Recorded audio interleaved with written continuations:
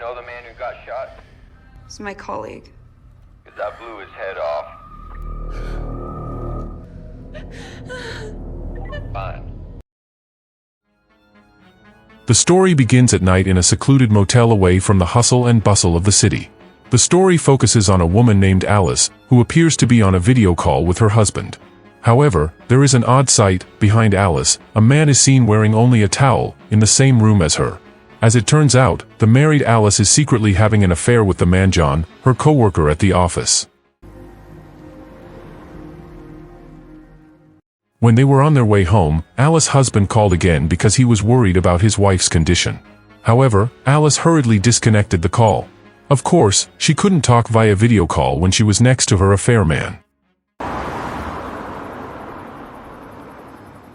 Because the car was running low on fuel, they decided to stop at a gas station located on a quiet road. While John filled up the gas, Alice went into the convenience store in the area to buy a cup of coffee and some snacks.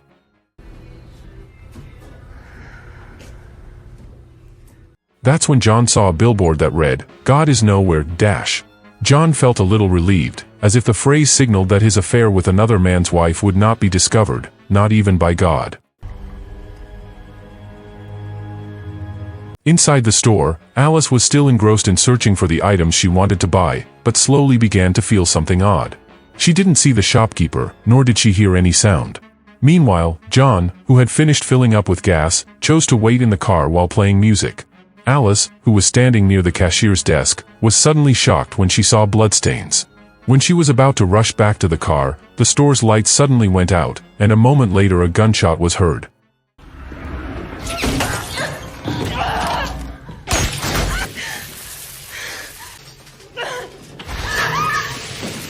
Alice was hit by a gunshot wound, and when she tried to grab her thrown cell phone, the mysterious shooter fired again, shattering it. Alice looked at the CCTV monitor behind the cashier and saw a back door which she might be able to use to hide.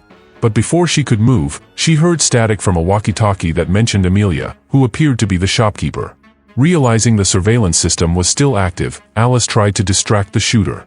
She grabbed a pack of chitatos and threw them as a distraction to get closer to the walkie-talkie.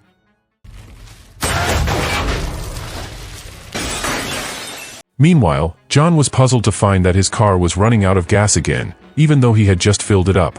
Upon inspection, he discovered that the tank was leaking. The exact cause was unknown. Realizing that Alice had not returned from the convenience store, John decided to follow her into the store. But just a few steps in, without warning, a shot hit John's body and killed him instantly. It turned out that the shooter was still lurking in the distance. Alice? John? What's going on? At that moment, the walkie-talkie that had been active was thrown away. Alice tried to grab it with the help of a mop she found. From the voice on the other end of the communication, it was known that the man speaking claimed to be the husband of the shopkeeper, Amelia. Alice immediately recounted the precarious situation she was in and asked the man to contact the police immediately. It's okay. Hello, 911? I need you to call the cops. For a moment, Alice felt a little relieved when the man said that the police would arrive in 15 minutes. But that sense of calm did not last long. She suddenly realized that the man who was talking to her was not the shopkeeper's husband but the voice of a battery-assisted automated information system. You know the man who got shot? It's my colleague. 'Cause I blew his head off.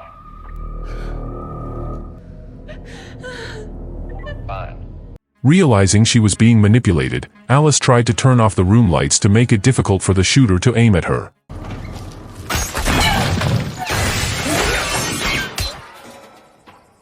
When she managed to knock the shelf over, her eyes fell on something horrifying, the body of Amelia, the shopkeeper, lying stiffly just below the counter. But Alice had no time for grief or fear. She knew her life was on the line. Hastily, she searched for another means of communication to call for help, but all the devices had been tampered with. This meant she was completely alone, isolated in the desolate gas station. Despite her fear, Alice did not give up. She approached John's body and took his car keys. She then set off the vehicle alarm in the hope that other motorists would pass by and notice the alarm. But again, her efforts were thwarted. A mysterious shooter opened fire towards the hood, causing the alarm to stop.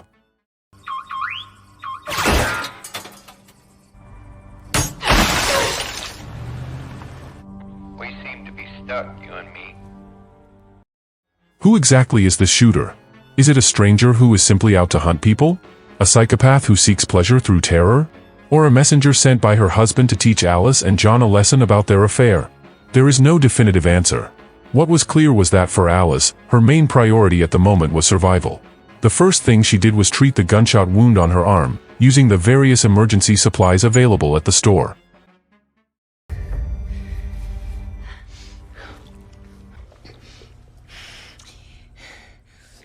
By utilizing the reflection from the lens of her glasses, Alice tried to peer into the position of the hidden shooter. She hoped to find out where the previous shot had come from. At almost the same time, a car pulled up in front of the mini-market. A man entered hurriedly while calling the name of Amelia, the shopkeeper. Reflexively, Alice told the man to duck immediately before the shooter returned to action. The man then jumped towards Amelia's body lying on the floor and looked shocked at the condition of his colleague. The man introduced himself as Doug, Amelia's co-worker who was scheduled to cover her shift that night. But Doug's presence made Alice even more suspicious. She felt something was off, especially since the shooter had suddenly stopped his action since Doug appeared. Even when Alice tried to provoke the shooter's response by mentioning his name, not a single shot was fired. Alice's suspicion leads to the possibility that Doug is the real culprit, the masked shooter who is now pretending to be a victim as well. Did you hear what I said? Please, they're on their way. When accused of this, Doug tried to explain that he really didn't know anything about the tense situation that was happening. His face looked sincere and full of confusion, as if he has nothing to hide. Alice was in a dilemma. On the one hand, her instincts told her something was wrong. But on the other hand, the look on Doug's face made her doubt her own accusations. You don't. To confirm her prejudice, Alice asked Doug to show her his cell phone. If Doug wasn't the perpetrator, he should be able to call someone right now. But Doug said that he had left his cell phone in the car. Alice then told Doug to go back to the car and get his cell phone to prove that he wasn't lying. Actually, Alice's little heart felt heavy telling Doug to do that. She knew that if her assumption was wrong, she would have sacrificed an innocent person for her own safety. I see it. My phone. You can use the car as a shield. But in the midst of a stressful situation with no other choice, Alice forced Doug out anyway. It was a decision she regretted.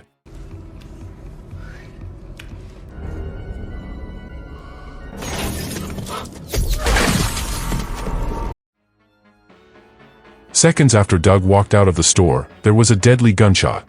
Doug died on the spot, becoming the next victim of the mysterious shooter.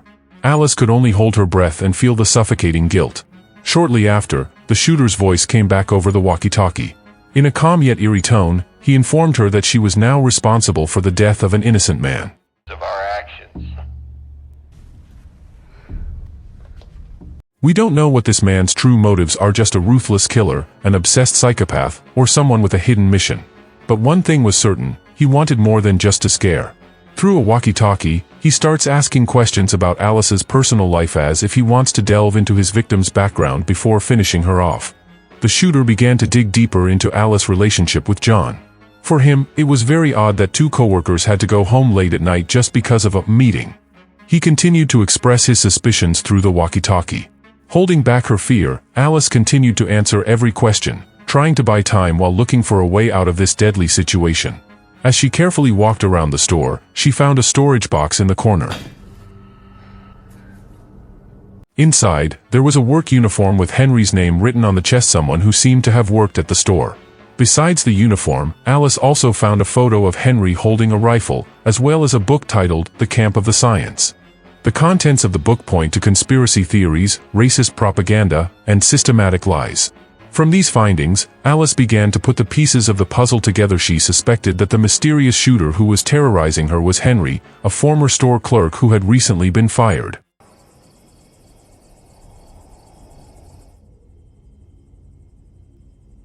Her mind kept racing. Her gaze then fell on a shelf full of umbrellas. A wild idea came to her. She opened all the umbrellas and stuck them in several corners of the store, hoping to disrupt the shooter's view and give him room to move. Fucking helpless.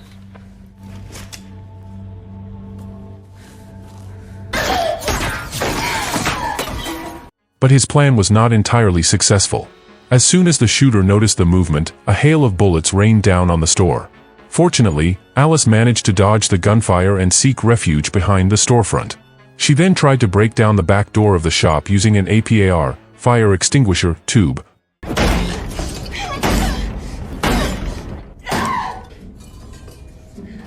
But her efforts were unsuccessful. Frustration set in, but Alice tried to calm down. She washed her face with bottled water to keep her mind focused. Just then, a car stopped at the gas station. The driver got out and appeared to be filling up with gas. Surprisingly, the shooter just let the person go after seeing that the driver did not have enough money to buy gas. The hell? Get out of here. That moment was enlightening for Alice. She realized that the shooter, as cruel as he was, still had a bit of a conscience. Maybe he didn't have the heart to kill an innocent person, especially one who was struggling. With this observation, Alice tried to play on the emotional side of the shooter. She began to tell him the dark secret of her life, that her affair with John was not because she was a slut, but because she was devastated after being diagnosed as infertile. Unable to accept reality, she sought solace in the arms of another man. Alice hoped that the sad story would touch the shooter's human side. I'm having her because I'm in pain. In the midst of her efforts, a police car passed by and appeared to be on patrol. Alice screamed at the top of her lungs for help, but unfortunately her voice was not heard by the officers. Even so, the presence of the car caused the shooter to lose focus and let his guard down, giving Alice a bit of an opening to try and escape or devise a new plan.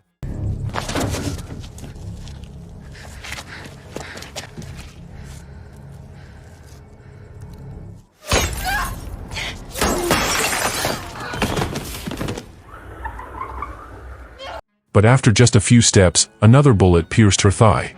She fell to the ground, enduring excruciating pain, and dragged her body back into the store. With her remaining strength, Alice took cover behind the cash register. The pain and exhaustion made her lose consciousness for a moment.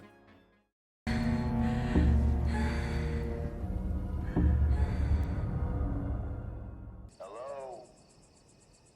Are you still with me, Alice? It's becoming unbearable, isn't it? Breathing heavily, Alice grabbed the first aid kit that happened to be nearby and immediately tried to treat her wound as best she could. At the same time, she also found a serrated knife blade that looked like it could be used to cut the lock on the back door. Without thinking, he took it and prepared to try again to escape from this place.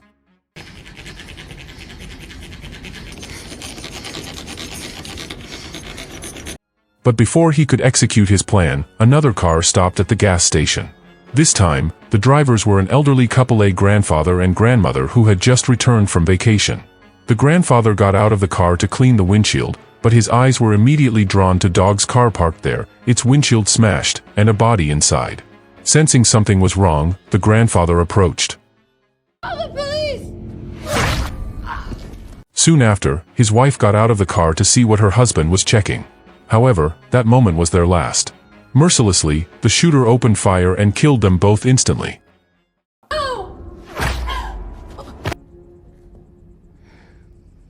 That's the crap that will die off with that generation. Even more heartbreaking, there was a little girl in the car, the granddaughter of the elderly couple. Innocently, the child got out and approached the bodies of her grandparents while trying to wake them up. The atmosphere became more tense, but also tragic. Surprisingly, the sniper did not shoot the boy immediately. For a moment, it seemed that he still had a human side. Seeing this opportunity, Alice immediately wrote a message on a piece of paper, asking him to get back into the car and not come out.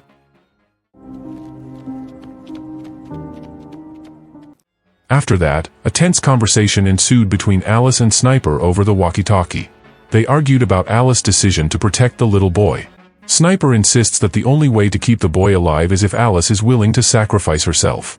In an agonizing moral dilemma, Alice finally agreed to the condition, as long as the little girl could survive. Alice then wrote another final message, asking the boy to run to the main road and wait until other motorists could help him.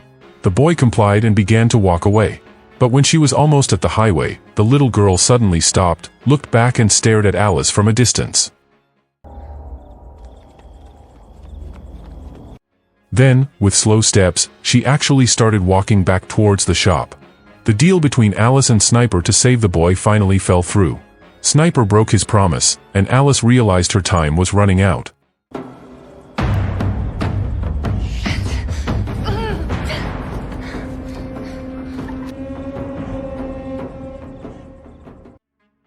Thanks to her remaining strength and adrenaline rush, the lock was finally opened. However, upon entering the new room behind the door, his hopes were dashed. There was no way out. He was trapped again, this time in a narrow space with no way to escape.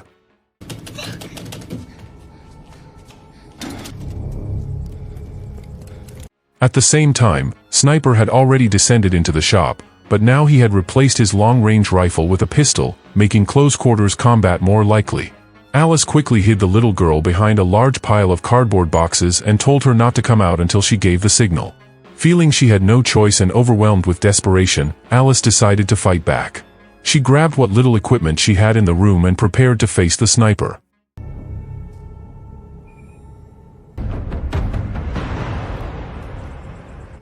The sniper entered the store, but instead of quietly hunting his victim, he called Alice's name in a creepy voice, like a psychopath enjoying a game.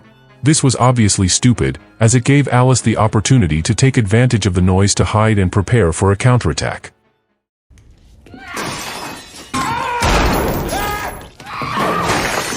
A fierce battle was inevitable. Alice fought back with all her might, even coming close to removing the mask that covered the sniper's true face. But the difference in their physical strength was too great. During the struggle, Alice was shot in the stomach, leaving her lying in critical condition.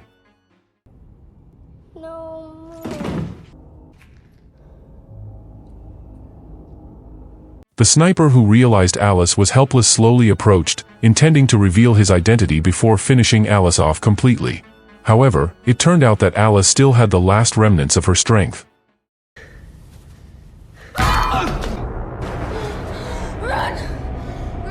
In those tense seconds, Alice dragged the sniper towards a large iron transport machine, and with her last effort, she managed to trap the sniper's body right underneath it. The iron then fell, crushing the sniper's body to an instant death.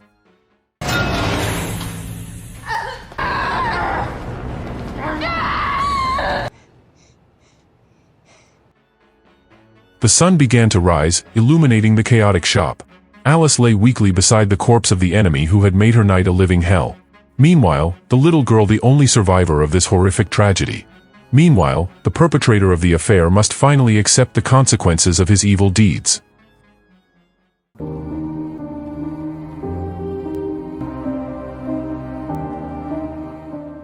The end of the movie is quite surprising because it does not reveal in detail who the sniper really is. Even before the mask is removed, Sniper's face is destroyed in the final battle with Alice. However, some clues given throughout the story reinforce the theory that the sniper is Henry. The moral of this movie is that when someone claims to be guilty of infidelity, it is often just a lie. This is because basically everyone who has an affair already has the intention and is fully aware of what they are doing. So for today's video, my team and I would like to thank you for watching until the end.